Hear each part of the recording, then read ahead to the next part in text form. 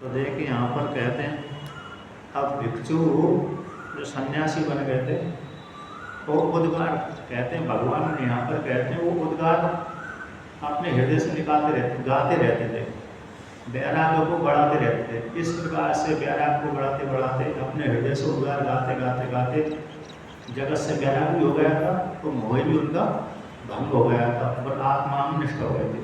अंतिम में श्लोक में भगवान श्री कृष्ण उद्धव जी से कहते हैं कि जो भिक्षुक है जिस प्रकार से उद्गार निकालता था, गाता था, तो वह ब्रह्म की निष्ठा वाला है और बड़े बड़े ऋषियों ने इसको आश्रय लिया है, उसी को आश्रय उसने लिया है। तो इस प्रकार से उसने ऐसा ऐसा बीच बीच में गाता रहता था। जब जब कोई परेशान करता रहा होगा, लोग कहते हैं 100 वर्ष की आयु है, तो ऐसा नहीं है हर व्यक्ति को सुखी सुख प्राप्त रहे, तो साधु बनने के बाद भी सुखी सुख प्राप्त रहे, ऐसी बात भी नहीं है। कोई कहे कि साधु में बड़े आनंद है किसी किसी के मन में तो रहता ही है ना, क्यों रहता है मन में, ऐसा बैठा रहता है कि भाई घर तो छोड़ दिया इन्होंने, लेकिन देखा घर छोड़ने के पश्चात इन्होंने बड़े बड़े आश्रम बना लिए। अब इनके पास जितनी संपत्ति हम ग्रस्तों के पास नहीं, इस दिल्ली से दुगनी तिगनी संपत्ति इनके पास नहीं, ऐसा मन में आता है ना, लोगों के आते ही है, कहते इनको बड़ी ऐसो आराम है। व्यक्ति के मन में कल्पना चलती रहती है, तो कहते हैं ऐसा भी नहीं है, कभी कभी सुख मिलता है, कभी कभी दुख भी मिलता है। ऐसा नहीं कि सभी को सुख सुख प्राप्त होता है, सभी से दुख गई, तो कभी कभी उनको सुख, कभी कभी दुख, दोनों हाथ मारने के पश्चात भी। तो उसी प्रकार से इनको भी है, घर का त्याग कर दिया, कोई परेशान करता था तो परेशान करता तो यही उद्गार निकालते थे। जैसे अरे महात्मा ने के पास जवान महात्मा है, तो कहीं भिक्षा मांगने गया, तो पढ़ो जो भिक्षा देने वाले होते हट्टा कट्टा है, मेहनत क्यों नहीं करता है हट्टा कट्टा है तो मेहनत क्यों नहीं करता, भीख मांग रहा है। बोलते हैं कहीं कहीं तो बोल देते हैं, कहीं कहीं बोलते हैं, कहीं कहीं नहीं बोलते, मर्यादा को लेकर के जिनकी श्रद्धा है उन्हें बोलते। लेकिन बहुत से तो जो थोड़े ऐसी प्रकृति वाले होते, दुष्ट प्रकृति वाले, तो बोल देते हैं हट्टा कट्टा घूम रहा है इधर, दूसरे के ऊपर बोझ बन रहा है, खूब कमाए, जब बूढ़ा हो जाए तब साधु बन जाओ, लेकिन नहीं तो बोल देते हैं ऐसे। तो कभी कभी उनके व्यंग के वाणी को सहन करनी पड़ती है, नहीं करेंगे कोई दूसरा चारा भी नहीं है क्या नहीं। तो इस प्रकार से तो यहाँ पर भी वो सहन करता रहता था। जब जब कोई दूसरा व्यक्ति उसको परेशान करता था, तभी तभी उसके मन में एक प्यारा की भावना के लिए उद्गार निकालता था। कोई व्यक्ति परेशान नहीं कर रहा तब तो शांत रहता, चलता है तब तो शांत रहता है। अब जब मतलब जैसे चल रहा है वो शांत विक्षिप्त नहीं होता। जब तक हमको किसी ने परेशान नहीं किया तब तक हमारा मन विक्षिप्त नहीं हुआ। आपका ले लीजिए, हमारा ले लीजिए, किसी का ले लीजिए, जब किसी ने परेशान कर दिया तभी व्यक्ति का मन विक्षिप्त होता है, तभी उसको वेदांत घटाना पड़ता है। जिसने वेदांत पढ़ा हुआ है उसको वेदांत घटाना पड़ती है, अथवा जिसने भक्ति करता है उसको भक्ति में घटाना पड़ती है। अब जब कोई लड़ाई झगड़ा नहीं किया किसी ने उसके साथ, तो फिर घटाने की जरूरत ज़्यादा नहीं पड़ती, क्योंकि उसका मन वैसे ही शांत है, आनंद में रह रहा है, मनोराज तो कर रहा है लेकिन आनंद में रह रहा है। अब जैसे ही व्यक्ति दूसरे ने उसको परेशान करना चालू कर दिया, चाहे वो भाई भाई हो, चाहे पति पत्नी हो, चाहे दोनों मित्र हो, चाहे साधु हो, चाहे ग्रस्त हो, जब परेशान चालू करते हैं तभी उसके मन कैसे होता है, विक्षिप्त होता है। उस विक्षिप्त मन में तब उसको संभालना पड़ती है। परीक्षा तभी होती है उसकी। परीक्षा कैसे होती है? तभी होती है कि ये कितने गहरे पानी में, मतलब मन की स्थिति कैसी है।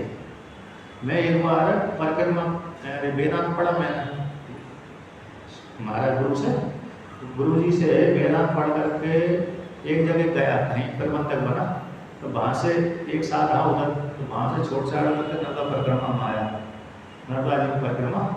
तो परिक्रमा करते करते एक ने मेरे को निमंत्रण दे दिया यहीं पर रोकिए। अब मैंने जब परिक्रमा करी थी तब मेरे मन में विचार चलता रहता था कि जो मैंने पढ़ा हुआ है, अध्ययन किया वेदांत, इसको मेरे को पचाना है, इस वेदांत को पचाना है। तो पचाने इसके मतलब जीवन सार्थक हो जाता है। ऐसे ऐसी भावना करके चलता रहता था। अब एक जगह किसी ने मेरे को निमंत्रण बुलाया, रोका, लेकिन उसने ही मेरे परेशान कर दिया।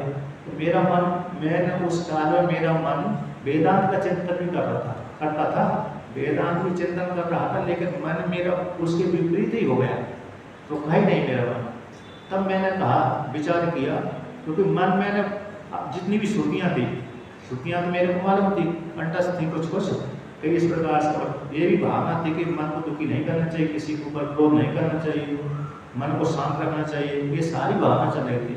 ऐसी श्रुति ने यहाँ पर ऐसा कहा, शांत रहिए, किसी से राग नहीं करिए, किसी से द्वेष नहीं करिए, ऐसा समझाने के पश्चात भी मन रोका ही नहीं। जब मेरा मन उसके प्रति दुखी हो गया, विपरीत हो गया, उसके प्रति गलत भावना माना हो गया, तो फिर मैंने अनुमान लिया, लगाया, उसका सार निकाला। अभी पूरा पूरा पका, वेदांत पका नहीं, क्योंकि मन खराब हो गया, रोका ही नहीं हो, और मन का वेग रोक ही नहीं पाया। तो इससे सिद्ध हुआ कि मन अभी कमजोर। अगर जो वेदांत में पढ़ा था पूरा पूरा, उसका पार नहीं हो पाया, पक नहीं पाया, पच नहीं पाया। तो इस प्रकार से तो बीच तो वेदांत कब बचता है, जब कोई व्यक्ति परेशान करता है, तब मन खराब ना हो, उसकी वाणी के ऊपर असर न हो, तभी समझ जाना चाहिए कि मन यदि खराब नहीं हुआ तो वेदांत पच गया।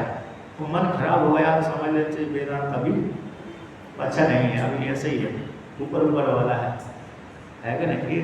ये अपने मन की योग्यता के लिए, ये अपनी योग्यता, स्वयं की योग्यता व्यक्ति स्वयं ही जानता है, हम नहीं जानेंगे, दूसरा नहीं जानेगा, वो स्वयं ही जानेगा। जो वेदांत पढ़ने वाला है, भक्ति करने वाला, वो जानता है कि मेरी भक्ति कैसी चल रही है, कैसी नहीं चल रही है। भक्ति करने वाला के मन में भी भावना बनती रहती है, मेरी कितनी भक्ति हो गई, कितनी हो रही है, किस प्रकार चल रही है। और वेदांत को पढ़ने वाला भी जानता है कि मेरा मन कैसा है, भले अभी व्यक्त न करे दूसरे के सामने, भले व्यक्त न करे, लेकिन वो स्वयं तो जानता है, उसकी अनुभूति कि वो स्वयं साक्षी है। इस प्रकार से तो यहाँ पर भी वो जब जब भी परेशान करते थे उस भिक्षुक को, तभी तभी एक उद्गार निकालता था। भाई उद्गार को भगवान श्री कृष्ण उद्धव जी को सुना रहे हैं। ये जो भिक्षु की उद्गार है, वो वैराग की भावना, जब जब दूसरे को परेशान किया, तभी तक उसने ये गाया। और इसी जो गाया था उसने भाई भगवान श्री कृष्ण सुना रहे हैं। जो भिक्षुक ने गाया था, भाई भगवान श्री कृष्ण उद्धव जी को सुना रहे हैं। तो संवाद उसका तो उद्गार थे भिक्षुक के मन के भाव उद्गार, और जी भगवान श्री कृष्ण उसको कथा के माध्यम से सुना रहे हैं, तो हम लोगों के सामने। अब इसी प्रकार से आगे कहते हैं, तो व्यक्ति के मन में ऐसे व्यक्ति कहता है कि ग्रह से व्यक्ति को सुख और दुख दोनों होते हैं। देह को लेकर के खंडन कर दिया, देह सुख दुख में हेतु नहीं, देह के द्वारा आत्मा को सुख दुख की प्राप्ति नहीं होती। जन को लेकर के कह दिया, और देवता को लेकर के खंडन कर दिया, और आत्मा को लेकर के खंडन कर दिया। इतने खंडन कर दिया कि इतने इस प्रकार से आप इनके निमित्त से भी आत्मा को सुख दुख की प्राप्ति नहीं होती, क्योंकि आत्मा इन सबसे अलग है। अब वह और उसी में आगे बढ़ाते हैं, ग्रह से सुख दुख की प्राप्ति होती है। तो मान भी लिया जाए कि ग्रह से व्यक्ति को सुख दुख की प्राप्ति होती है। यदि मान भी लेते हैं तो उससे भी आत्मा में कुछ बनना बिगड़ना नहीं होता है। इसको निमित्त बना करके यहाँ पर कथन करते हैं, गृह निमित्तम सुख दुख योश्चेत् किमात्मनो जस्य जनस्य देवहि।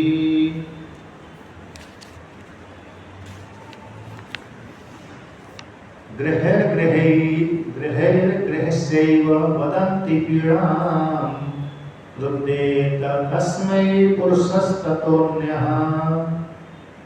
कहते मान लेते हैं कि ग्रहों के द्वारा व्यक्ति को क्या होता है, सुख दुख की प्राप्ति होती है। कहता आत्मा व्यक्ति को होगी, शरीर को होगी, अंतःकरण को होगी। कहता आत्मा में कुछ भी होने वाला नहीं है। यदि ग्रह ने किसी को पीड़ा पहुंचाया, सुख दिया अथवा दुख दिया, ग्रह तारे नक्षत्र आदि में राशियों के ऊपर ग्रह लगते हैं। एक इस राशि पे ग्रह चल रहा है, उस राशि पे ग्रह चल रहा है कि नहीं? और राशि पे तो लगते हैं, जो राशि में न लगे तो कोई जाने ना। जिसने ज्योतिष पढ़ा वो बताएगा, तो भाई तुम्हारी राशि भी चल रहा है, 7.5 लग रहा है, वो 7.5 शनि महाराज चल रहा है। जिसके शनि चल रहा है उसकी जिंदगी ऐसी हो जाती है, 7.5 लग गए तो थोड़ी ऐसी हो जाती है। गुरु लग गए तो अच्छी जिंदगी आ जाती है। जिसकी राशि जो गुरु चल रहा है उसकी ज़िंदगी अच्छी हो जाती है। वो शनि आते वक्त जाते वक्त मतलब आते वक्त तो जाते वक्त थोड़े ऐसे होते हैं, बीच में शायद ज़्यादा प्रभाव देते हैं, अथवा आते वक्त शनि शनि जब लगता है ना तो कुछ हानि होती रहती है, और जाते वक्त भी होती है, बीच में थोड़ी ज़्यादा हो जाती है, अथवा जो भी है शनि को लेकर के। तो शनि को लेकर के ज़्यादा व्यक्ति परेशान रहते हैं, 12 वर्षों तक रहते हैं शायद एक राशि पर 12 वर्षों तक चलते हैं। तो हो सकते एक आध 2 साल ज़्यादा परेशानी हो रहता है, और बहुत ज़्यादा अन्य 10-11 साल सामान रहता है। महात्मा लोग तो कहते हैं जिस महात्मा के ऊपर शनि लगा उसके लिए बहुत फायदेमंद है। क्यों उसको बैराग दिला देता है। शनि क्या कर देता है, उसको बैराग दिला देता, पूरा साधु बना देता है। यदि महात्मा के ऊपर लग गया शनि तो कहते हैं महात्मा के ऊपर लगता है तभी साधु बनता है। जिसके ऊपर शनि लगता है उसको साधु बना देता है शनि। तो उसके लिए सारी संपत्ति नष्ट हो जाएगी, उसकी शनि लग गया तो वो साधु बन जाएगा, उसके लिए तो फायदेमंद है। अन्य गृहस्थों के लिए नहीं है, लेकिन महात्मा के लिए वो कैसा है, फायदेमंद है, पूरा बैराग दिला देता है। कहते हैं कि मान लेते हैं सुख दुख में हेतु ग्रह है, तब भी आत्मा में क्या है, अजस्य जो आत्मा है न जायते थी आज, उस आत्मा में तो कुछ भी सुख और दुख होने वाले नहीं है। जो भी ग्रह नक्षत्र आदि के माध्यम से जब की पीड़ा होती है वो शरीर को लेकर होती है, अंतःकरण को लेकर तो होती है।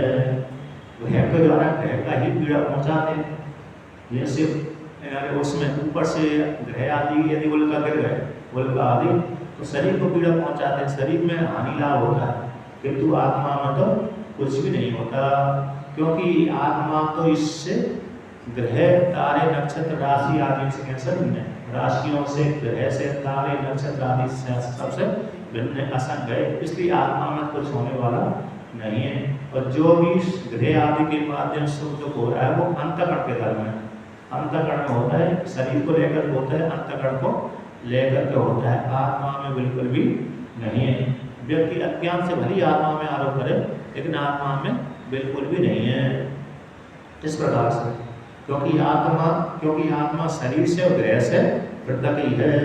जब शरीर से और ग्रह से पृथक है आत्मा, तो कैसे ग्रह किसी के ऊपर, किसी व्यक्ति विशेष के ऊपर, ग्रह नक्षत्र आदि के ऊपर क्रोध करेगा व्यक्ति जो इस प्रकार से जानने वाला, जो व्यक्ति इस प्रकार से जानता है वो कैसे दूसरे के ऊपर क्रोध करेगा, ग्रह तारे नक्षत्र आदि के ऊपर कैसे दोष लगाएगा, सूर्य ग्रह शनि ग्रह आदि के दोष ऊपर कैसे लगाएगा, तो अन्य जो राशि के ऊपर चल रहे हैं जो साक्षात ग्रह दिख रहे हैं इनके ऊपर भी कैसे दोष लगाएगा, क्योंकि वो तो जानता है कि मैं शरीर से पृथक हूँ, ग्रह तारे नक्षत्र आदि से पृथक हूँ, जो राशियों के चल रहे हैं उन ग्रह से भी मैं पृथक हूँ। अब जिसने ज्योतिष पढ़ी है, तो ज्योतिष के बाद जिसने कुंडली बनवाई है, जिसने कुंडली बनवाई होगी तो उसको बनवाना पड़ता है, मेरी राशि पे चल रहा है, मेरी राशि पे चल रहा है। अब जिसने बनवाई नहीं है तो फिर वो इसको नहीं मालूम रहता है। कभी कभी किसी ज्योतिष के पास हाथ दिखाने के लिए चला जाता है तो बता दे तुम्हारे कहिए 7:30 ही चल रहे हैं, हाथ दिखाने वाले के पास चले गए ना तो बता देते थोड़ा बहुत, तो ये करो वो करो, यदि कोई परेशानी हो रही होगी तो ये करो, नहीं है तो नहीं हो, कोई बात नहीं। इस प्रकार अब कोई ना कोई हाथ दिखाने किसी के पास में जाएगा, थोड़ा थोड़ा तो कमी बता ही देगा, और कमी बताया तो उसको पूर्ति के लिए फिर हाथ अनुष्ठान करवाना पड़ेगी, है कि नहीं। इसलिए बहुत से व्यक्ति कहते हैं हाथ दिखाएंगे नहीं, हाथ आदि कि उसको दिखाया, हाथ दिखाया तो थोड़ी बहुत कमी निकाल देंगे, फिर उनके चक्कर में पड़ो। इसलिए बहुत से नहीं दिखाते, बहुत से कहते हैं थोड़ी सी परेशानी हो गई तो हाथ दिखाने पहुंच जाते हैं, कहते बता दो थोड़ा। तो इस प्रकार से चलता रहता है, दोनों प्रकार से चलता है। क्योंकि जो व्यक्ति सहन नहीं करता है, सहन नहीं कर पाता, वो इस प्रकार से ज़्यादा करता है, और जो व्यक्ति सहन करना चाहता है, सहन करने की जिसकी आदत पड़ गई वो फिर इस चक्कर में नहीं पड़ता, क्योंकि उसको सहन करने की आदत पड़ी हुई है। अब जिसको सहन करने की आदत नहीं है तो वही व्यक्ति इस प्रकार से चक्कर में पड़ता है। ठीक है। अब आगे को कर्म को लेकर कहते हैं, कि कर्म में मान लेते हैं कर्म ही सुख दुख में हेतु है, तो आत्मा में क्या फायदा कि आत्मा उससे सुख दुखी होती है कि नहीं होती। इस कर्म को निमित्त बना करके यहाँ पर वर्णन करते हैं। कर्मस्तु हेतु सुख दुःखयोश्चे किमात्मनस्तद्धि जडः जडत्वे देहस्तु चित्ते पुरुषोऽयं सुपर्णः क्रुद्धेत कस्मै नहि कर्म मूलम्। तो यहाँ पर भिक्षु कहते हैं, भगवान श्री कृष्ण उद्धव जी से कहते हैं, भगवान श्री कृष्ण उद्धव जी को सुनाते हैं, और भिक्षु अपने आप में घटाता है, कष्ट होता तभी घटाएगा व्यक्ति, कब होगा कब घटाएगा, कष्ट होगा तभी घटाएगा। अथवा चिंतन करने के लिए बैठा हुआ है, वैराग्य को बढ़ाने के लिए, तब वैराग्य को बढ़ाने के लिए बैठा हुआ है, एक आसन में बैठा हुआ, तब घटाता है व्यक्ति, और बिना चिंतन कर रहा है तब घटाता है। अथवा किसी ने कष्ट दिया है तब घटाता है। जब बिना का चिंतन नहीं करता, कष्ट किसी ने नहीं दिया, तो घटाता नहीं। तो यहाँ से चलती के नाम गाड़ी है कि नहीं, चल रही गाड़ी, ठीक है। तो कहते हैं मान लेते हैं कि सुख दुख में हेतु कर्म है। कर्म कैसे है? सुख दुख में हेतु है, मान लेते हैं। कहते हैं उससे आत्मा क्या है? आत्मा में तो कुछ बनने और बिगड़ने वाला है नहीं है, क्योंकि कर्म ही कब होते हैं? जब एक चेतन हो, एक जड़ हो। कर्म तो जड़ है, तो जो जड़ है विकारी है, वो विनाशी है। अब उसको जानने वाला चेतन वो अलग है, तो चेतन का और जड़ के साथ संबंध होता है, तब ऐसा कर्म करता है। किंतु आत्मा तो इन सबसे पृथक है। अब जिसने अपने को चेतन मानता है, अंतरण से युक्त होकर के, वही व्यक्ति कर्म करता है। वही व्यक्ति क्या करता है? कर्म करता है। फिर उसको दुखों को हटाने के लिए कर्म करता है। और जो पुण्य करता रहता है, पाप को निवृत्त करता रहता है, और पुण्य करता रहता है।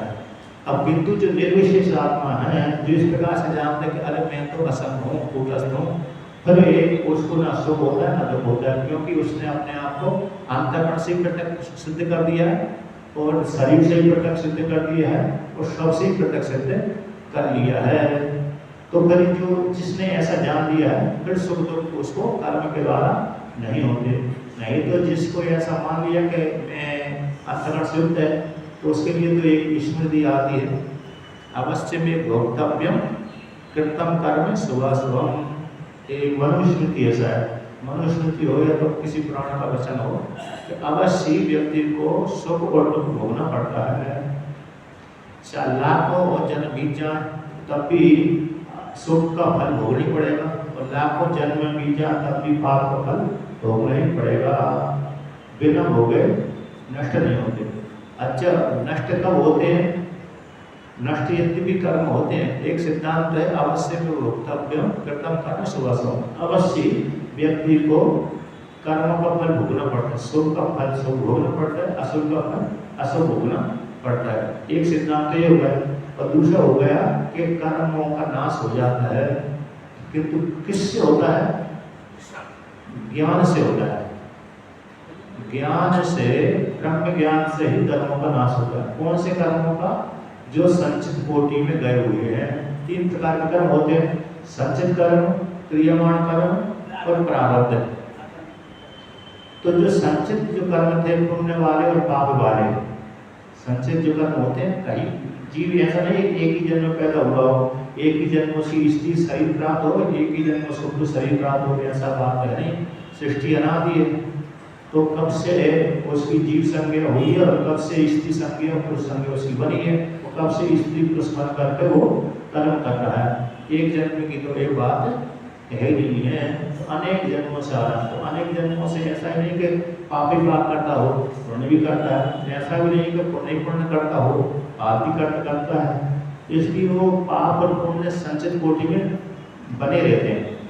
अब वो ऐसे जो पाप पुण्य हैं उनके, तो भाई पाप पुण्य के माध्यम से शरीर की प्राप्ति हो जाती है, किंतु ज़्यादा पुण्य बन जाते हैं तो ज्ञान की योग्यता आ जाती है। ज़्यादा पुण्य बन जाते हैं, अंतःकरण शुद्ध होने लगता है, तो ज्ञान की योग्यता। अब जो ज्ञान की योग्यता, वो जो ज्ञान प्राप्ति हो गई उसको वेदांत श्रवण करने से, अब वेदांत का श्रवण करने से ज्ञान हुआ और ज्ञान के द्वारा मोक्ष फल की प्राप्ति होगी। उसी ज्ञान से ही जो संचित कोटि के जो पुण्य और पाप थे वो निवृत्त हो जाते हैं, नष्ट हो जाते हैं। ज्ञानाग्नि दग्ध कर्माणि भस्मसात् उत्तरजना, ज्ञान रूप अग्नि के द्वारा भस्मीभूत हो जाते हैं। तो ये संचित कोटि के कर्म कैसे हो गए? ज्ञान के द्वारा नष्ट हो गए। और एक सिद्धांत क्या किया था? अवश्य में भोक्तव्य कृतम कर्म शुभ शुभ। जब तक ज्ञान नहीं होता तब तक शुभ कर्मों को अशुभ कर्मों का फल भोगना ही पड़ता है। तो ज्ञान के द्वारा संचित कोटि में जो थे रखे हुए थे वो पाप वाले कर्म है, पुण्य वाले कर्म कैसे हो गए? नष्ट हो गए। अब कहते हैं जो प्रारब्ध है वो प्रारब्ध तो भोगना ही पड़ता है। जिस शरीर को लेकर के जिस कर्मों को लेकर को शरीर की प्राप्ति हुई है, चाहे वो स्त्री की शरीर हो चाहे वो पुरुष का शरीर हो, तो जिस कर्म को लेकर के हुआ है शरीर बना हुआ तो वो प्रारब्ध बन गया था, तो वो तो भोग के ही निवृत्त होगा, फल देकर के निवृत्त होगा। उसके लिए दृष्टांत है, उसके लिए दृष्टांत कौन सा है? छूटा हुआ बाण, धनुष से छूटा हुआ बाण, तो वो बिना जहाँ तक उसका वेग रहेगा बाण का वहाँ तक वो जाएगा ही, बीच में रोकता नहीं है क्या? भले सामने किस युद्ध हो रहा है तो वहाँ पर सामने वाला युद्ध है काट देता है, लेकिन जाएगा तो वहाँ तक जहाँ तक उसका वेग रहेगा। उसी प्रकार से प्रारब्ध कर्म ऐसे होते हैं कि जब तक प्रारब्ध कर्म है तब तक वो शरीर बना रहेगा ज्ञानी पुरुष का, फिर इसके पश्चात वो मुक्त तो हो ही गया था, तो लेकिन फिर बाद विधेय केवल की प्राप्ति हो। जैसे प्रारब्ध कर्म समाप्त हुआ तो विधेय केवल की प्राप्ति हो जाती है। जैसे कि शरीर का चाहे ज्ञानी हो चाहे अज्ञानी हो, जिस व्यक्ति का इस शरीर का प्रारब्ध समाप्त हो जाता है उसकी मरण संज्ञा हो जाती है, लेकिन ज्ञानी में क्या हो जाती है? मरण संज्ञा नहीं होती, वो विधेय मुक्त हो जाता है, केवल भाव को प्राप्त हो जाता है। अब वही जो दो कर्म हो गए, एक तो संचित वाले कर्म है, प्रारब्ध वाले कर्म है। प्रारब्ध वाले जो कर्म भोग के द्वारा क्षय को प्राप्त हो, तो क्रियमाण ज्ञान होने के बाद जो कर्म करता है, ज्ञान होने के ऐसा तो है नहीं क्योंकि व्यक्ति ज्ञान होते ही मर जाए, ऐसी संज्ञा तो होती नहीं है। यद्यपि उसकी दृष्टि को उसका शरीर नहीं है, लेकिन लोग सामान्य स्त्री पुरुषों के शरीर में तो उसका शरीर है, उसका नाम देवदत्त है, यज्ञदत्त है, विष्णुदत्त है, किसी का माँ, किसी का पुत्र, पिता, भाई बंधु सब है, वो सन्यासी बन गया तो सन्यासी है, तो किसी कोई ना कोई उपाधि मत है, लेकिन उस जिस उपाधि में रह रहा है, जिस आश्रम में रह रहा है, उस आश्रम संबंधी कर्म करता है, तो पुण्य वाले भी कर्म हो जाते हैं, कभी कभी पाप वाले हो जाते हैं, तो उसकी दृष्टि में तो नहीं होती, लेकिन लौकिक दृष्टि में बच जाते हैं। अब उन कर्मों का फल किसको प्राप्त होगा? कहते हैं क्योंकि अवश्य में भोक्तव्य कर्म का शुभ, अब अवश्य भोगना पड़ता है शुभ अथवा अशुभ का, तो कहता वो तो भोगेगा नहीं, वो तो मुक्त हो गया, ज्ञान ही हो गया तो मुक्त हो गया, तो वो तो यानी कर्मों का फल नहीं भोगेगा, किंतु कर्म तो अपना फल देकर कई चरितार्थ होते हैं, तो उन कर्मों का फल किसको होगा? तो श्रुति कहती है उन कर्मों का फल होगा जो उसकी सेवा करते हैं, उसको पूर्ण का फल प्राप्त हो जाएगा, और जो उसकी निंदा करते हैं उसके पास चला जाए। कभी कभी ज्ञानी की निंदा करते नहीं करते, कहते तो ढोंगी है, ज्ञानी को भी बोल देते हैं लोग, भले विद्वान तो लोगों के बीच में तो जाते तो उसकी ख्याति विद्वान की है, लेकिन कुछ ऐसे व्यक्ति होते हैं उनकी इच्छा पूरी नहीं करी उसने, अब कुछ कभी लेकर भागा, कुछ ऐसा बोल के डांट दिया तो उसकी निंदा करते रहते हैं। तो जो उससे यदि पाप बन गए, उससे यदि पाप बन गए तो उन पाप का फल उसको चला जाता है, और जो पुण्य का फल तो उसी को जाता है जो उसकी सेवा करता है, चाहे वो स्त्री हो चाहे वो पुरुष हो। यदि घर जीवन में है तो जो विद्वान है उसके पास संपत्ति तो आई जाती है, तो संपत्ति किसको मिलेगी? तो उसके पुत्र पुत्री खाएंगे। साधु रहेगा, साधु बन गया तो साधु बनने के पश्चात ज्ञान हुआ, ज्ञान होने के पश्चात खूब संपत्ति आई, विद्वान के पास तो संपत्ति आती है, लक्ष्मी तो थोड़ी आती है, विद्वान हो गया तो उसके पास लक्ष्मी आती है। कहते हैं लक्ष्मी की उपासना करने की जरूरत नहीं पड़ती विद्वान को। विद्वान किसकी उपासना करता है? सरस्वती की। सरस्वती वाले को लक्ष्मी की जरूरत नहीं पड़ती, लक्ष्मी की उपासना नहीं करना पड़ती है, तो लक्ष्मी तो अपने आप ही आ जाती है। अरे किसी को उपदेश करेगा थोड़ा बहुत दक्षिणा दे गए, है क्या नहीं? सरस्वती की उपासना करने वाले की कमी, मतलब लक्ष्मी दूर गरीबी ज़्यादा नहीं सहन करना पड़ती, उसका काम चलता रहता है। लक्ष्मी को आने को तो लक्ष्मी, जिसके पास में सरस्वती नहीं है उसके लिए तो फिर लक्ष्मी की उपासना करना ही पड़ता है। तो कहते हैं यदि साधु है, सन्यासी है, वैरागी साधु है या तो सन्यासी साधु है, तो उस आश्रम में रहकर तो उसको ज्ञान हुआ है और उसके बाद बहुत संपत्ति आ गई, उस संपत्ति कौन खाएगा? तो उसके शिष्यगण खाएंगे, उसके शिष्यगण ही खाएंगे ना, जो वृद्ध शिष्य बने हुए हैं वही उसको भोग करेंगे। लेकिन उसकी ज्ञान की संपत्ति का अधिकार कौन होगा? जो उसकी सेवा करता है वो ले जाएगा, अथवा जो ज्ञान का अधिकारी उनसे ज्ञान ले लेगा, ज्ञान का जो अधिकारी होगा उससे ज्ञान ले लेता है, और जो सेवा करते हैं उसको पुण्य को फल मिल जाते हैं। तो संपत्ति के अधिकारी तो उसके शिष्यगण ही होंगे। साधु की संपत्ति के अधिकारी उसके शिष्यगण होते हैं, गृहस्थ के संपत्ति के अधिकारी उसके पुत्र पुत्रियां होते हैं। अब जिसने शिष्य नहीं बनाया, जिस सन्यासी ने शिष्य नहीं बनाया, तो उसके उस संपत्ति का अधिकारी यदि उसने किसी दूसरे महात्मा को दे दिया तो वो करेगा, नहीं तो जो लोग उससे जुड़े रहते थे घाटी वाले वही उसको भोग करते हैं। ऐसे क्या इस प्रकार तो जो कर्म हो गया, तो कैसे कर्म इस प्रकार 3 प्रकार के हो गए, संचित वाले कर्म, प्रियमान कर्म और प्रारब्ध। तो यद्यपि उसकी दृष्टि में प्रारब्ध भोग नहीं है, जिस साधक को, जिस स्त्री पुरुष को ज्ञान हो गया, ब्रह्म ज्ञान हो गया है, उसकी दृष्टि में वो भोगते नहीं है, प्रारब्ध कर्म को भोगते नहीं, वो तो दूसरे की दृष्टि में भोगता है। किसकी दृष्टि में? अन्य सामने जो स्त्री पुरुष दिख रहे हैं उनकी दृष्टि में भोगता है, उसकी दृष्टि में नहीं भोगता, क्योंकि वो उसी जिस दिना से, जिस क्षण उसको ज्ञान को पक्का दृढ़ ज्ञान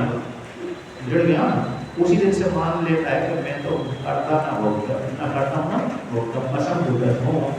तो इस प्रकार से तो कहते हैं अब एक कर्म है, कहता है देहस्तु अचित, देह तो कैसे जड़ है, किंतु पुरुष कैसा है? असंग कूटस्थ शुद्ध है।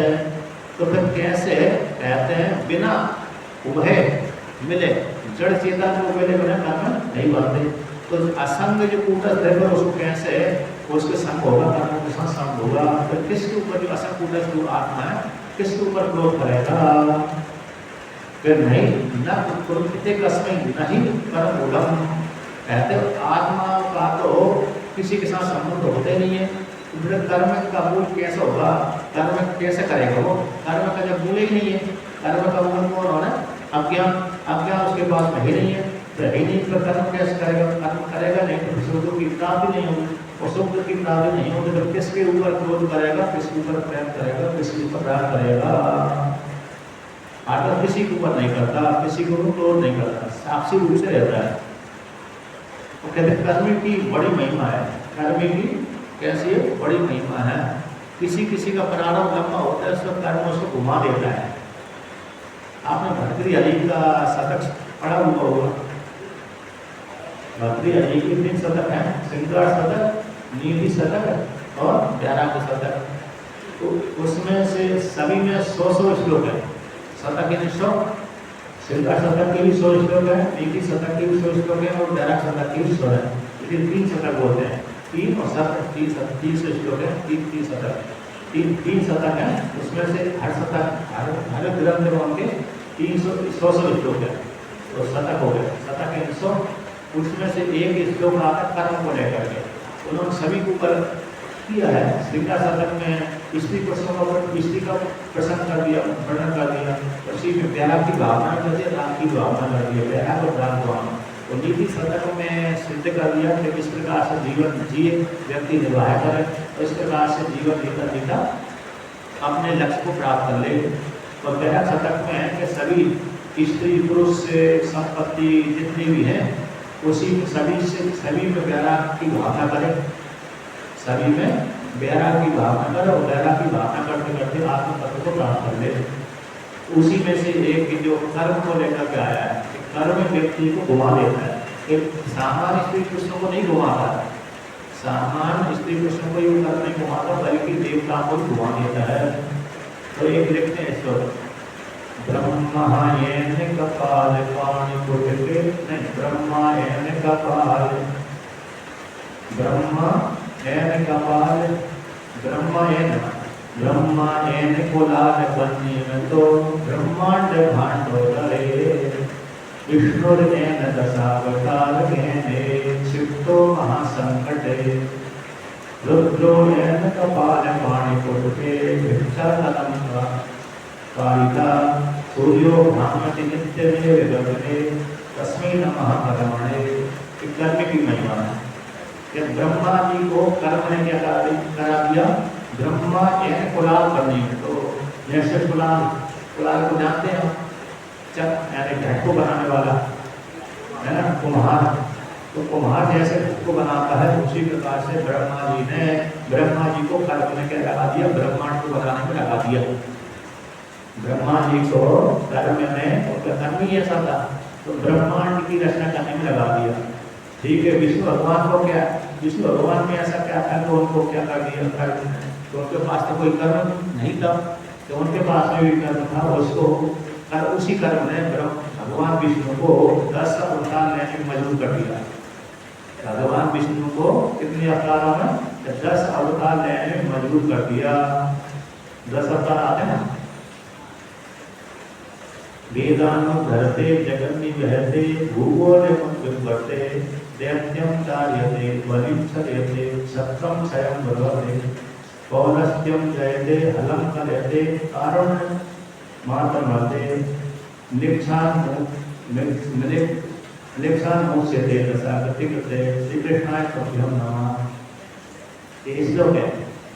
वेदानु धरते जगन्नि वहते भूगोले मुद्विवर्ते दैत्यं चार्यते बलिं चर्यते क्षत्रं क्षयं कुर्वते पौलस्त्यं जयते हलं कलयते कारुण्यमातन्वते म्लेच्छान् मोक्ष्यते दशाकृति कृते। कृष्णाय तुभ्यं नमः। ये जो श्लोक है भगवान श्री कृष्ण के 10 अवतारों का वर्णन करता है। वेदानु धरते, वेदों को उद्धार करते हैं। वेदों का उद्धार कहाँ को लेकर किया था, हयग्रीव बन करके। वेदानु धरते जगत में गए थे, विष्णु बन करके जगत को ध्यान करते हैं। वेदानु धरते जगत में गए थे, भूगोल विवरते बढ़ाए बन करके पृथ्वी को धारण किया था। दैत्यम जा रहे थे, हिरण्याक्ष बन कर नृसिंह बलवान था, नृसिंह भगवान बन करके हिरण्याक्ष को मारा था। दैत्यम जा रहे थे, बलि छले थे, वामन बन करके बलि को छला था। पौलस्त्यम गए थे, कहते हैं पुलस्त वंश के, पुलस्त वंश को रावण का हुआ था। पौलस्त्यम गए थे, यानी पुलस्त वंश राम बन करके पुलस्त को जीता। पुलस्त वंश में उत्पन्न होने वाला जो पुलस्त है रावण, तो रावण को जीता था। क्षत्रम क्षय पर्वते, यानी परशुराम बन करके क्षत्रियों को संहार किया था। और कहते हैं फिर क्षत्रम क्षय पर्वते हल वहाँ पौलस्त्यम जयते हलम, पौलस्त्यम जयते हलम कलयते कारण बलराम बन करके हल को धारण किया था। बलराम बन करके हल को धारण किया, शत्रु संहार किया था। और कृष्ण बन करके सभी पांडवों पर कृपा और अन्य राक्षसों को मारा था, अन्य राजाओं को संहार किया था। तो राक्षसों को मारा था और पांडवों के ऊपर कृपाकारी थी, भक्तों ऊपर कृपाकारी थी। तो कहते हैं अंतिम में आया कल की अवतार। तो कल की अवतार में मृक्षों को मारते हैं। कल की अवतार में क्या मारते हैं, कई बार मार चुके हैं, ऐसे नहीं भविष्य मारे हैं, ऐसी बात नहीं है। कई बार मार चुके हैं, सृष्टि अनादि है, अनादि है। कई बार कल की भगवान ने अवतार ले चुके हैं। तो कई बार जब भी लेते हैं तब मृक्ष ही होते हैं इसका उस काल में। जैसे सतयुग में तो दैत्य ज़्यादा बढ़ जाते हैं, उसी प्रकार से कलयुग में मृक्ष संपूर्ण जगत मृक्ष में हो जाता है। मतलब विष्णु पुराण में ऐसा वर्णन किया है कि जो अंतिम जब कलयुग आता है उस काल में व्यक्ति की आयु 20 वर्ष की और 16 वर्ष के बीच में रहती है उस काल में। तो उस काल में भगवान विष्णु कल की अवतार में जन्म लेते हैं तो उनका शरीर बहुत लंबा चौड़ा बड़ा रहता है। घोड़े पे बैठ करके सफल ग्राम में पैदा होते हैं, कभी किसी कल्प में कलापुराम में पैदा होते हैं तो किसी कल्प में सफल ग्राम में पैदा होते हैं। संबल ग्राम में तो कहते हैं यहाँ पर गंगा किनारा है, यहाँ पर मैं रहता हूँ, कुटी है, उसी के नजदीक में, उसी जिले वही कोई पास में ही है वो संबल ग्राम। कहते हैं कल्कि अवतार, कल्कि भगवान का मंदिर भी है। तो चारों, उस मंदिर के चारों तरफ पूरे वृक्ष बसे हुए हैं। एक आध दो ब्राह्मण का परिवार है, सारे उसी मंदिर के चारों तरफ वो सारे वृक्ष हैं। कहते हैं एक कल्प में तो वहाँ संबल गाँव में रहेंगे और एक कल्प में तो कलाप ग्राम में रहेंगे। तो उस जिस कल्प में लेते हैं उस कल्प में सभी वृक्ष हो जाते हैं, सभी वृक्षों को मारते हैं। और ऐसा नहीं कि वृक्ष ही वृक्ष है, और जो सनातन को मानने वाले हैं वो वृक्ष से ऐसा आसन करते हैं, उनको भी संहार करते हैं, उनको भी वो संहार करते हैं, क्योंकि संघ का असर हो जाता है। तो बहुत से व्यक्ति ऐसे मांस नहीं खाते लेकिन संघ करते करते वो भी मांस खाने लगते हैं। तो वृक्षों के साथ संघ करने से संघ का दोष हो ही जाता है, संघ का दोष जल्दी होता है।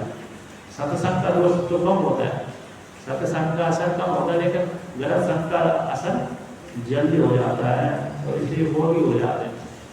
तो ऐसे सभी को मारते हैं, संघात करते हैं। जो मरने से बचे हैं तो जैसे वो कल्कि भगवान सभी वृक्षों को मार देते हैं, तो उनके मारने के पश्चात तुरंत ही फिर सतयुग चालू हो जाता है, थोड़े दिनों के बाद सतयुग। और जैसे जो बचे हुए वृक्ष हैं उनकी कहते हैं सतयुग चालू जब होता है तो रात को तो सोए थी, कलयुग में उठते हैं सतयुग में, तो सुबह उठते ही उनकी बुद्धि परिवर्तन हो जाती है, सुबह उठते ही उनकी बुद्धि परिवर्तन हो जाती है। सतयुग जैसे ही आएगा उसी समय उनकी बुद्धि उसी प्रकार हो जाएगा। फिर सप्त ऋषि अपने आप ही घूमने लगते हैं, जितने भी सप्त ऋषि हैं, बड़े बड़े ऋषि मुनि हैं, सारे अपनी अपनी गुफाओं से निकल करके फिर पृथ्वी में घूमने लगते हैं। तो जितने भी जो राजा आदि थे, राजा मतलब सूर्यवंश का राजा, क्षत्रिय वंश का, चंद्रवंश का राजा, ये भी अपनी गुफा से निकल करके फिर राज करने लगते हैं। वो राज करने लगते हैं, ऋषि मुनि उपदेश करने लगते हैं, फिर संतान फिर बढ़ती है, फिर चलती रहती है। तो ये है मतलब 10 अवतार, 10 अवतार का वर्णन क्या कहते हैं। भगवान विष्णु का भी ऐसे ही कर्म था, 10 अवतार को लेने के लिए मजबूर कर दिया कर्म ने। शिव जी के पास में कौन सा कर्म आ गया जिससे उनको परेशानी डाल दी कर्म ने, कहते शिव जी को भी भिक्षा मांगने को मजबूर कर दिया। कर्म ने शिव जी का ऐसा कर्म था कि भिक्षा मांगने के लिए उनको मजबूर कर दिया। मांगने जाते हैं भगवान शिव जी, वहाँ पर गए, अन्नपूर्णा के पास में गए, अन्नपूर्णा के पास में भिक्षा मांगने के लिए। उनका फोटो कैसा है, लोग कहते हैं घर में उसी को फोटो लगाते हैं, जहाँ पर भोजन बनाते हैं ना, जहाँ पर भोजन बनाते हैं वहाँ पर पंखा चलाते हैं, वहाँ पर अन्नपूर्णा का फोटो लगाते हैं, चित्र लगाते हैं अन्नपूर्णा माता का। ये शिव जी भिक्षा रह रहे हैं, माता अन्नपूर्णा दे रहे हैं। कहते हैं सूर्य भगवान को क्या कर दिया, सूर्य भगवान को एक क्षण भी नहीं बैठने देता, सूर्य भगवान को कर्म में एक क्षण भी बैठने नहीं देता। ऐसी कर्म की महिमा है, ऐसे कुछ कर्म की नमस्कार है। तो यहाँ पर कहते हैं कर्म, एक कर्म की महिमा है कि भर्तृहरि का मतलब स्वतंत्र है, भर्तृहरि श्लोक है, भर्तृहरि ने लिखा है, राजा भर्तृहरि बड़े विद्वान रहे। भर्तृहरि हैं, भर्तृहरि जिनके छोटे भाई विक्रमादित्य, जिनके नाम से हम संवत्सर गाते हैं, मतलब उन्हीं के नाम से चल रही है। इससे पहले तो युधिष्ठिर नाम की संवत्सर चलती थी, इनसे पहले इनके पश्चात ही एक विक्रम संवत्सर चल रही है। बड़े विद्वान रहे ये विक्रमादित्य, और उज्जैन के राजा रहे। उज्जैन के राजा थे और पूरे भारत के राजा थे, सम्राट, बड़े विद्वान थे। और लेकिन भर्तृहरि पहले राजा थे, किसी दोष को लेकर के वैराग हो गया, तो छोटे भाई को राजा बना कर जंगल में ले गए, और जंगल में जाकर फिर उन्होंने ब्रह्म ज्ञान प्राप्त किया। अभी भी कहते हैं किसी पुराण के अनुसार तो अभी भी जीवित है उनको, किसी पुराण के अनुसार। तो दूसरे के अनुसार तो अगर वो सारी समाधि रही, कहीं कहीं राजस्थान में लिए, कहाँ लिए उन्होंने। तो पुराण के अनुसार, एक पुराण के अनुसार तो अभी भी जीवित है, और दूसरे ऐसे लौकिक प्रमाण के द्वारा तो कहीं उन्होंने समाधि ली है। दोनों प्रकार से और योगी है, बड़े सिद्ध योगी रहे। इन्होंने व्याकरण के ऊपर वाक्यपदी नाम का ग्रंथ लिखा है, व्याकरण के ऊपर वाक्यपदी। इनके 3 शतक तो बहुत प्रसिद्ध हैं, व्याकरण शतक, श्रृंगार शतक, नीति शतक, कई उन्हें पढ़ते रहते हैं, मतलब टीका लिखी है, कई आ जाते हैं उसको। अब देखिए कर्म को लेकर वर्णन कर दिया, कि कर्म में मतलब क्या होगा कि कर्मों के साथ आत्मा लिपायमान नहीं होती, क्योंकि आत्मा के विषय में लक्षण आता है असंगो ही अयम पुरुषा। इसलिए कर्म में उसको कर्म के साथ आत्मा का संबंध नहीं है, इसलिए सुख दुख आत्मा को प्राप्त होती नहीं है। अर्थात कर्म से सुख और दुख दोनों की प्राप्ति नहीं होती, बल्कि आत्मा तो सुख स्वरूप है। अब किसको सुख दुख की प्राप्ति होती है? जिसने तारा संबंध किया है, जिसने तारा संबंध किया है अंतःकरण के साथ, ऐसे उसी व्यक्ति को सुख और दुख दोनों की प्राप्ति होती है। होती है तो अंतःकरण में, क्योंकि अंतःकरण की धर्म है, सुख और दुख अंतःकरण की धर्म है। जैसे भूख प्यास प्राण के धर्म है और जन्म मृत्यु शरीर के धर्म है, उसी प्रकार से सुख और दुख अंतःकरण के धर्म है। किंतु आरोप आत्मा कर देता व्यक्ति अज्ञान दशा को लेकर के, अज्ञान को लेकर के, क्योंकि व्याकरण में एक श्रुति आती है श्री वी भी भय लज्जा काम इच्छा। ये जो श्रुति है बहुत बड़ी है, व्याकरण उपनिषद की है।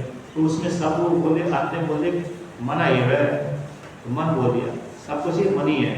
काम है, क्रोध है, लोभ है, मोह है, इच्छा है, द्वेष है इत्यादि, ये सारे धर्म किसके? मन के है, तो मन ही है सारा। अंतत आत्मा के धर्म में तो नहीं है, एक मानते हैं बुद्धि सुख दुख इच्छा द्वेष धर्म है, ये आत्मा के धर्म है कि नहीं है उनका कहना है, आत्मा के धर्म है। लेकिन वेदांत में ऐसा नहीं है। वेदांत में कहते हैं, वेदांत में ये आत्मा के धर्म नहीं बल्कि अंतःकरण के धर्म है। इस प्रकार से तो व्यक्ति क्योंकि देखते हैं व्यक्ति को सुखी हो, सुख हो रहा तो हो रहा, तो नैया कौन उसी प्रकार कर दिया कि आत्मा के धर्म है। तो वेदांत में श्रुति ने खंडन कर दिया, नहीं ये आत्मा के धर्म नहीं बल्कि मन के धर्म है। व्यक्ति अज्ञान को लेकर के आत्मा में आरोप कर देता है। अब आगे काल को लेकर कहते हैं कि काल व्यक्ति को सुख और दुख में हेतु बनता है। मान लेते हैं यदि मान ले कि काल सुख दुख में हेतु है, तभी आत्मा में क्या सुख दुख प्राप्त होते हैं? नहीं होते। उसको काल को निमित्त बना करके वर्णन करते हैं। कालस्तु हेतु सुख दुःखयोश्चे मनस्तत्रे तदात्म्यकोशौ नाग्नेर्हितापो न हेमस्य तस्यात् क्रुद्धेन कस्मै न परस्य द्वन्द्वम्। कहते मान लिया जाए यदि काल ही सुख दुख में हेतु है, मान लेते हैं जीव को सुख दुख में हेतु कौन है? काल है। यदि मान भी लेते हैं तब भी आत्मा में क्या है कि आत्मा में उसको कुछ हानि लाभ प्राप्त होती है? नहीं होती। क्यों नहीं होती? कि काल ही उस आत्मा का अंश के समान अंश है, उससे भिन्न है नहीं है। यानी एक कालिका आती है, एक कालिका नहीं है। न्याय सिद्धांत मुक्तावली, न्याय सिद्धांत मुक्तावली की कालिका है। जन्यानाम जनको काल जगता मासनता, जन्यों का जनक काल है, वो जगत दास है। व्यक्ति किसी न किसी काल में पैदा हुआ होगा, वर्तमान काल में पैदा होते रहते हैं, भविष्य काल में पैदा होंगे, भविष्य पुत्र पुत्री भविष्य काल में पैदा होते हैं, है ना? होते हैं, वो हो चुके, हो रहे हैं।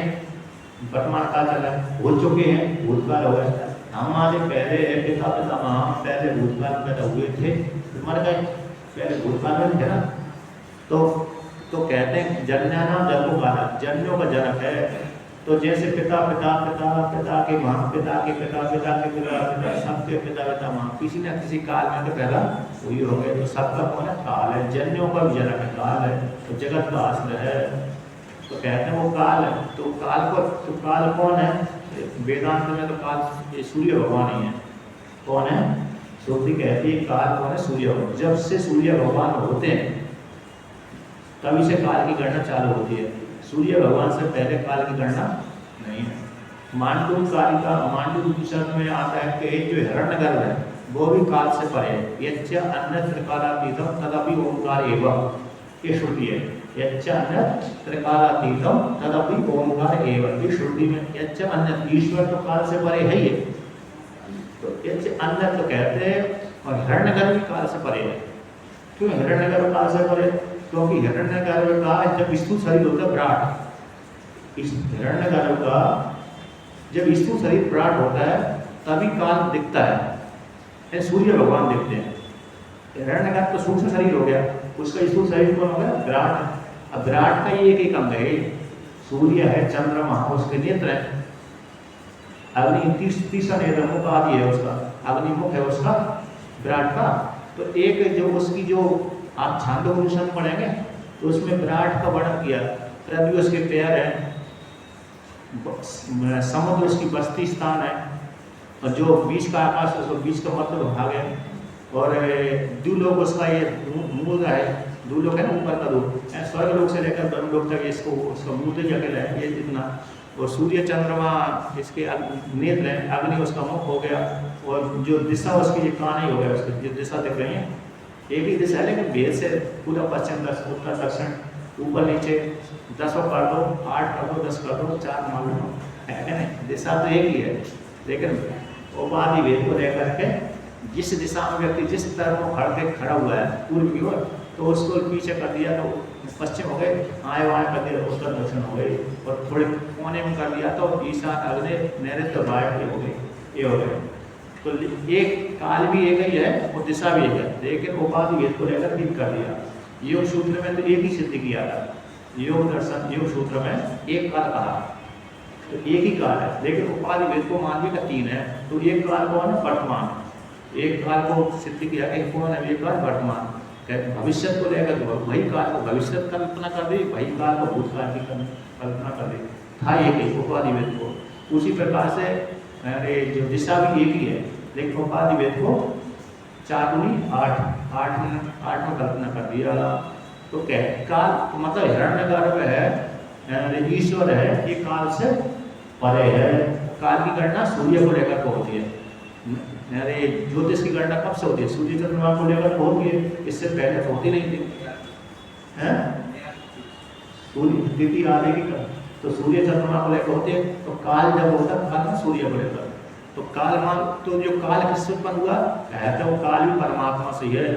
तस्य भाष्य सब विनम भवति, उस परमात्मा के पहले प्रकाश होने पर उस परमात्मा की सत्ता से सूर्य भगवान जगत को प्रकाशन करता है। सूर्य का स्वतंत्र प्रकाश नहीं है, बल्कि आत्मा की सत्ता लेकर के जगत को प्रकाशन करता है। ऐसा तो वो उसी से उत्पन्न हुआ, किससे? ईश्वर से। ईश्वर रूप परमात्मा से उत्पन्न हुआ, उसका अंश है, तो अंश अपने अंश का कभी भी हानि नहीं पहुंचा, तो उसका स्वरूप ही है। तो किम आत्मना अन्य तद आत्मा को असौ ये जो काल है वो स्वरूप वाला है, आत्मा स्वरूप वाला ही है।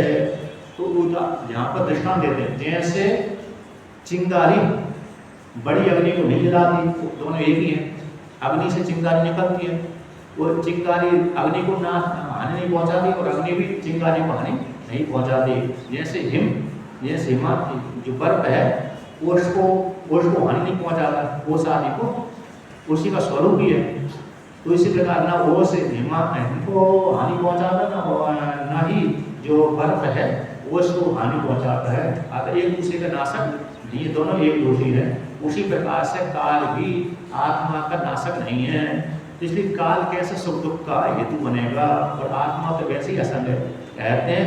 और जो द्वंद आत्मा कैसी, इस द्वंद से रहित है, सुख दुख से रहित है। अज्ञान दशा में व्यक्ति अज्ञानता को लेकर के आरोप करते हैं, अज्ञान को लेकर के ही आत्मा में आरोप करते हैं कि आत्मा सुख दुख वाली है, बल्कि आत्मा तो इससे परे ही है, सुख दुख काल से भी परे है। इस प्रकार से वर्णन किया। आते इसलिए किसके ऊपर दोष क्रोध करें, किसी के ऊपर क्रोध नहीं कर सकते, न काल के ऊपर क्रोध कर सकते, न कर्म के ऊपर, न ग्रह नक्षत्र आदि किसी के ऊपर दोष नहीं लगा सकते, क्योंकि आत्मा इन सबसे पृथक है। तो क्यों हम अपने मन को खराब करें? तो इस प्रकार से भिक्षुक अपने आत्मा को, अपने मन को समझाता था, इस प्रकार से वेदांत का चिंतन करता था। ये वेदांत चिंतन की प्रक्रिया है, वेदांत चिंतन की प्रक्रिया। इस प्रकार से मन को समाहित करके, मन को समझाते समझाते, जैसे कभी कभी घर में झगड़ा हो जाता है घर में झगड़ा होता ही नहीं, तो झगड़ा होता है उसी काल में इसको लगाना चाहिए। जब तक झगड़ा नहीं हो रहा तब तो कोई समस्या नहीं, तब भी झगड़ा नहीं हो रहा तब भी इसको चिंतन करते रहना चाहिए दूसरी हुई को।